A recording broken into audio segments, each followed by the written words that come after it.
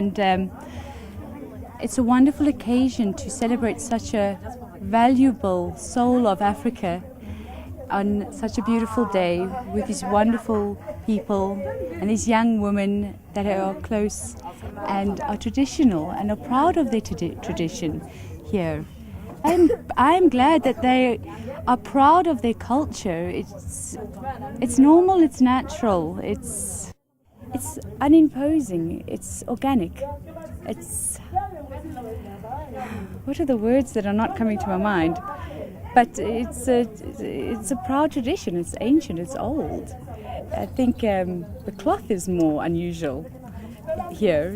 It's a beautiful. To work in any culture, you need to embrace the culture and how it presents itself. It's for us to honor and really appreciate it. And I also see how the different tribes come together. And I also see the beautiful harmony of sisters. And yes, I embrace it and I honor the way these young, amazing women are dressed.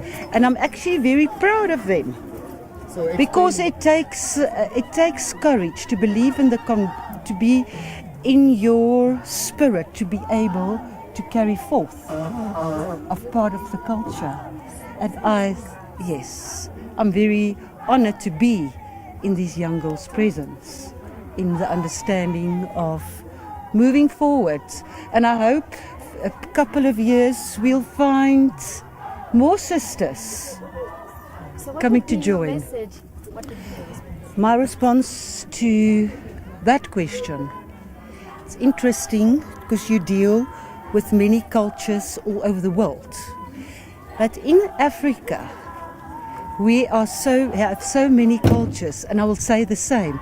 Respect for your fellow sisters and bring forth, embrace those cultures, embrace the rhythm, feel that rhythm in your heart, feel it under your feet, feel our spiritual healers, the dancers, the youth that's walking and running in the front line.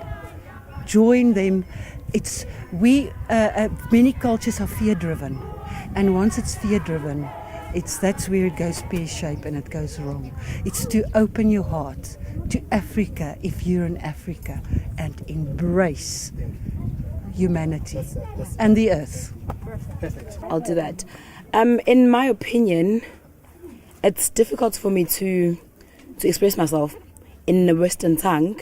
It'd be best for me to say it in Zulu, but then therefore they wouldn't understand because the message will not be interpreted correctly. So in my opinion, what I want to say is, once upon a time we were Africa. We did things in an African way. Then they came along, fine, we made peace with each other. I came after the peace because I was born in 94.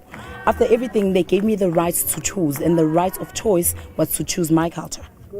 In between the year, at the age of 24, they want to take away the choice and the rights. So now what am I supposed to do after such a long journey of doing this whole maiden tasting? What am I supposed to do now? All of a sudden, am I supposed to go to varsity and look for condoms in the toilets? Because that's what's there in all our schools. So what am I supposed to do now? Who am I supposed to be?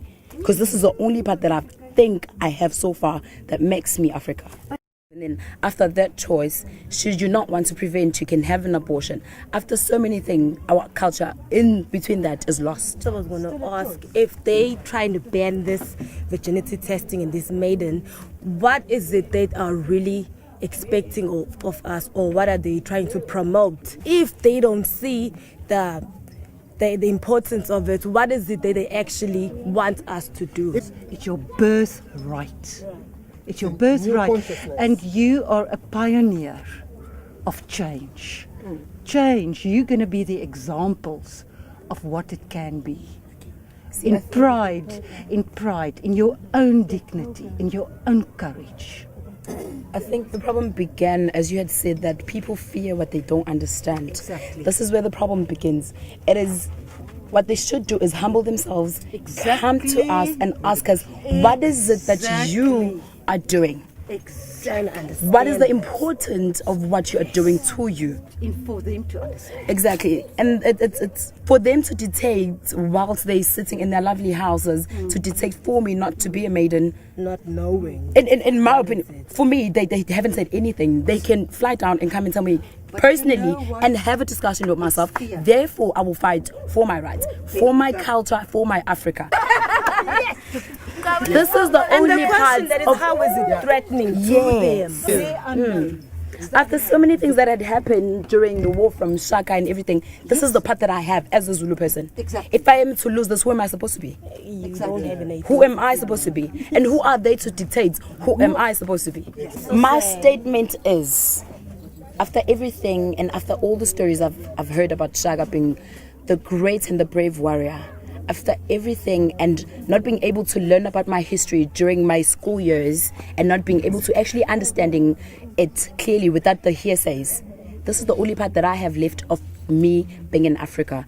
You cannot and will not take the right away for me to exercise my culture freely in Africa and for me to be an African woman. And I'm also a maiden of 27 years old. I've been in this journey for a while too. It's a choice. There's no one forcing you, because it's not only about the culture or about the testing. It is a sisterhood.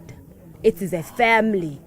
It's a place where you grow as a person in. It's just a place of love and support and comfort where each and every girl who's going through something can come here and say their problem, get advice. It's a very loving place. So I don't understand why would you want to take that away from us as young women, because clearly this is not killing anyone. It's not stripping anyone of their choice, of their right to do whatever they want. So please support us, listen to us, understand us, and if you don't know, find out. It sounds moralistic that it is an abuse of women, which could not be the furthest thing from the truth. It is false, because you are not put here with a gun on your head, say you must go for genetic testing or must be a maiden. It is done with love. It is done with choice. It's embracing who you are fully. So if you're wanting to take that away from us just because you lack understanding of it, it's very unfair. Babu Credo Mutu, I found so many powerful things that I could have learned as an African lady who was growing up, that Africans have always been kings, that we were the first to walk New York, that the great first Buddha was once a black person from Africa. So much power would have been empowered me had I known from primary in my history lessons. I have known about that prince and what prince, but I lack so many things about my Africa. This is the part that I am not letting go. As a whole, if they can make us fools to think that we don't know what we have, so they can use that against us. The amount of power that we have, that we possess. It's the same thing that caused the woman to even have a march, because the women were not allowed to have or to do things that men could do. Yeah. Now they want to take young maidens. We are the future of this country. If I were to go to the parliament with so much stupidity in my mind of not knowing where I come from, where am I going to go? Exactly. There's a Zulu proverb that says, "Awukwazi ukuya phambili ungazazi ukuthi uphumaphi." So who am I going to be from there? What am I going to talk about when I get to the parliament? If you don't know your background, if you don't For know me, who in you order are. for me to understand a Muslim, an Indian, I have to respect their culture. Right. Because I want somebody to respect my culture as well.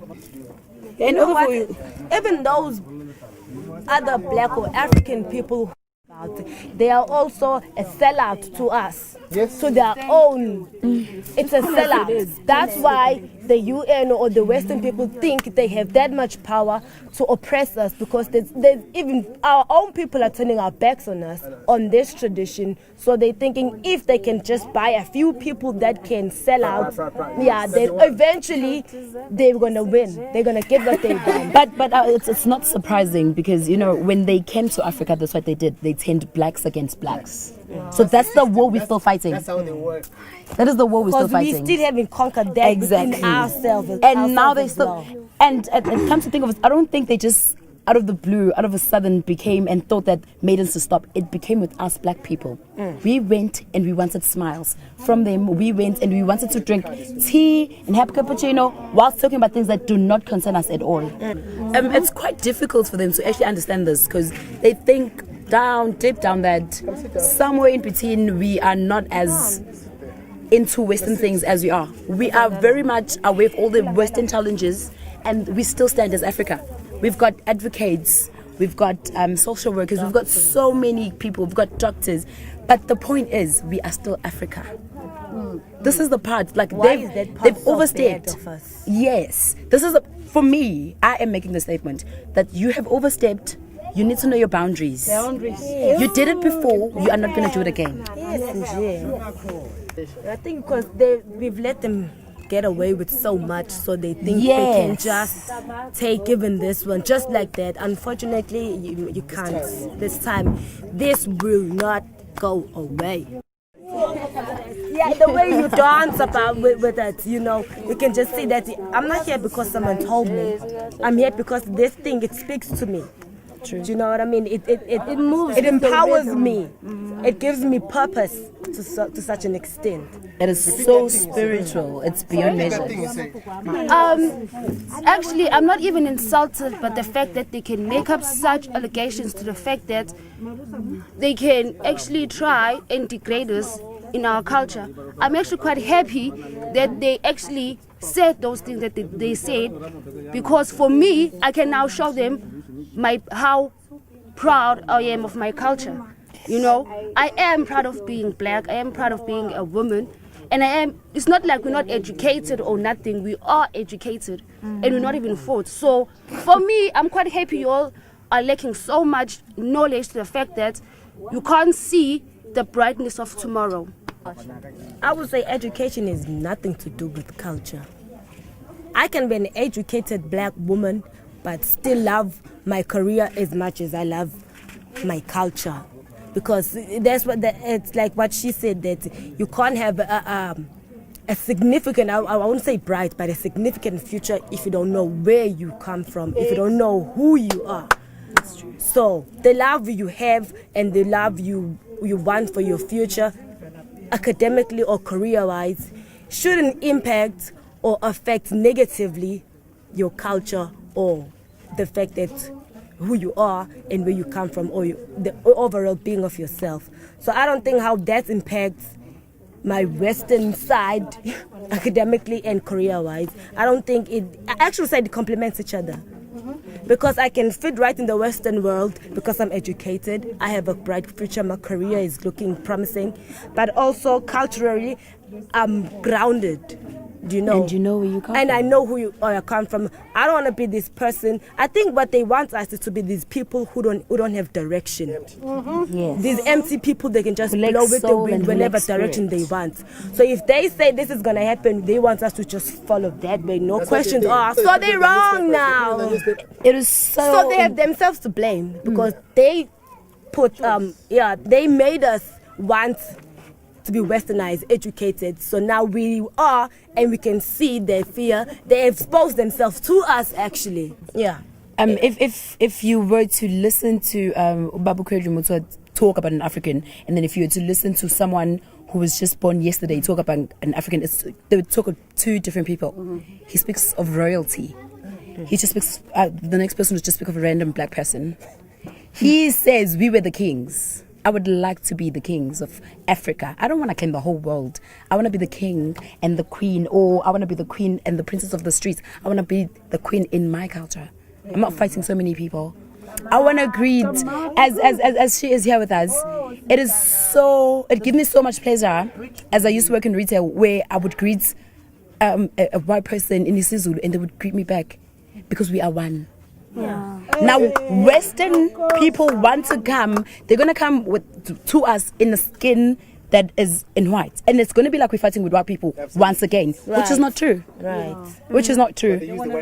Yes. You know. Exactly. Once again, we're gonna fight for what? For nothing. Because once again, we've now in KwaZulu-Natal so far we all friends. You know, when they speak in Afrikaans, I understand Afrikaans, but I cannot return it back. So I say it in English. So same to others. When you greet them in Zulu, they say other things. As Ma would say, Tamaku, she knows so much of that, and I lack the knowledge. She would teach me, and that makes me proud of her as an African woman. So now when they come to us with so many English big words and they want to say so many things, who do we feel is coming to attack us? White people. When it's not them, it's Western people. And they're trying to destroy the bridge that we've mended over time. Because we're the white people. Exactly. They use the color. When we've like I don't know what happened during the apartheid. I only know the hearsays, but all I know is now we became friends. But the color is Exactly. But now as they come with so many things, all we see is color. All we see is, I do not want to lie, all we see is color, because we now have this the history of, once again, white people who want to fight us. When it's not them, it's Western people. But to us, they come in color. Now they want to try to shut down so many countries. 26, I heard. It is such an embarrassment. They will not. It is such an embarrassment that they would even speak it in radios without concerning us. But they must expose themselves first. Remember that. Exactly. They need to come down, invite us. We will come to the parliament. I have the right to walk in like this. We do that, yeah. Exactly. I will do, and I'll trace, as I will say, that they must not come in front of us as white people. They must just come and say, I, as the certain country, think. Then we would know who is the enemy of us. Because it's not white people. It's misinterpreted. It's misinterpreted. We always think it's white people because obviously they come in English or they come in another not African language, and because we have so much bad history. But it's no longer about that. It has gone way past that. It's now in the present and forward. They can actually help us. As Ukoko is here, Ukoko is, I think Ukoko is a Sangom. She might be with us in the strike because she's fighting for what she knows. I'm fighting for what I know. She has so much knowledge to teach me as an African woman. Yes, once again, our right to choose and our choice is taken for granted. As a traditional healer, I'm young, I'm a traditional healer. I love who I am, I'm proud of it. I will not change myself, my identity, my roots, just to please somebody else who don't have enough knowledge or to bring them down to ask, what is it? What are you doing? What does it mean? How does it make you feel as a young woman? It makes me feel proud. I know where I'm going with my life because I don't pretend to other people who I am. I know who I am. I present myself to them and say, this is me. Whether you like it or not, that's your business. I'll go around the world dressed like this because I'm not ashamed. I'm proud. No matter who they are coming to us, ask questions before you just jump into conclusions. Ask before you make up things and make assumptions and make us feel bad of who we are. This thing, we didn't start it right now. It started by our forefathers. Back then. And you called back then. It's not just, when we're not harmed, we're protected by the women, by the mothers that go with us. The advisors. Zigcine njengentombi zihloniphe qhuba umntombi bakho uziqhaze ngako. So amantombazane asilandelayo, what I would like to say to you, don't be afraid. Don't let them pull you down. Don't be shy or embarrassed about your body, about your culture, because this is who you are. God created you like this. Embrace it. Don't hide in fear or be scared. No. Let them just be stupid. It's their stupidity that make them think that they're clever, but they're not. So this is me, and I'm never going to change who I am. Never. Don't be afraid of it. Don't be afraid of showing your body. Because all of this is Africa. You maidens go forth as the bridge builders of bringing the memories back. And with that, through spirit, you know you're not alone. And you know what's your course. And you run like light warriors.